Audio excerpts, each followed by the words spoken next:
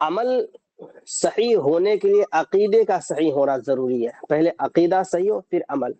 اسی وجہ سے ہمارے علماء عقیدے کی صحت پر بہت زیادہ توجہ دیتے ہیں اور بارہا عقیدے کی طرف مائل کرتے ہیں کہ عقیدے صحیح رکھو. خاص کر ہمارے ہند میں عقیدے کو لوٹنے کے لیے ایک سے ایک رہزن بیٹھا ہوا ہے جو ہر مسافر کے عقیدے کو لوٹنے کے لیے چاہتا ہے.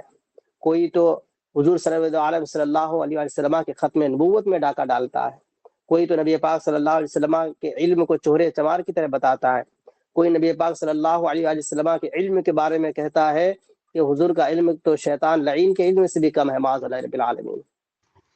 اب جو حضرات یہ کہتے ہیں تو وہ جیسے کہ یہ عقائد دیابنا کا ہے, دیابنا کے ہیں, تو دیابنا اگرچہ روزانہ نماز پڑھے, حج اور زکوٰۃ دے, روزانہ روزہ رکھے, لیکن جب تک ان کے یہ عقائد صحیح نہ ہو جائیں جو کفریہ ہیں تب تک ان کی کوئی بھی عبادت قبول نہیں ہوگی.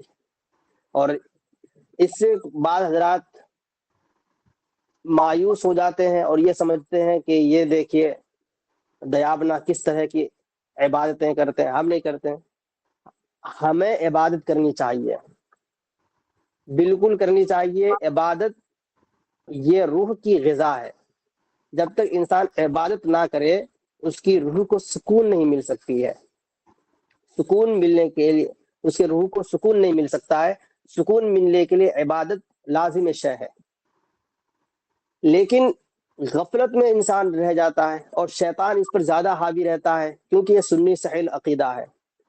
اس وجہ سے شیطان اس پر زیادہ حاوی رہتا ہے اور اس کو عبادت سے غافل کرتے رہتا ہے.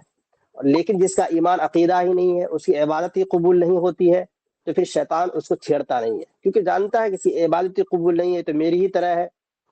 جب یہ میری ہی طرح ہے تو جیسے شیطان کی عبادت قبول نہیں ہے ویسے ہی ان بد مذاہب کے بھی, بد مذہبوں کی بھی عبادتیں قبول نہیں ہے, تو پھر اس کو نہیں چھیڑتا. وہ روزانہ نماز اور روزے میں مبتلا رہتا ہے. لیکن اس سے کوئی یہ نہ سمجھے کہ ہمیں چھوٹ مل گئی نماز اور روزے سے, معاذ اللہ, ہرگز نہیں. بلکہ نماز فرض ہے, اہم العبادات ہے, تو نماز کو ان کے وقتوں میں ادا کرنا فرض ہے اور ان کے وقتوں میں پڑھنا لازم ہے. اگر کوئی اس کو چھوڑتا ہے تو اس کے سخت وعیدیں ہیں اور جہنم کی آگ ہے. اور انسان کو ہمیشہ اللہ جل وعلا سے ڈرنا چاہیے کہ کہیں چھوٹے چھوٹے کام میں سے گرفت نہ ہو جائے اور اس کی وجہ سے کہیں وہ جہنم کی آگ میں نہ جلے. تو اس آیت سے یہ بات ثابت ہو گئی کہ اعتقاد یہ عمل پر مقدم ہے. پہلے عقیدہ صحیح ہونا چاہیے. جب تک عقیدہ صحیح نہ ہو تو عبادت مقبول نہیں ہے. کہ انسان کے دل میں جب تک عشق رسول نہ ہو, جب تک محمد صلی اللہ علیہ وسلم کی تعظیم نہ ہو تو اس وقت اس کی عبادتیں قبول نہیں ہوگی. اسی کو اعلیٰ حضرت رضی اللہ تعالیٰ عنہ نے یوں بیان فرمایا کہ ثابت ہوا کہ جملہ فرائض فروع ہے, اصل الاصول بندگی استاج ور کی ہے. جب تک نبی پاک صلی اللہ علیہ وسلم کی عشق و محبت میں انسان مبتلا نہ ہو جائے اور سب سے زیادہ حضور کی محبت اپنے دل میں نہ ڈال لے تب تک انسان کی عبادتیں قبول نہیں ہو سکتی ہے.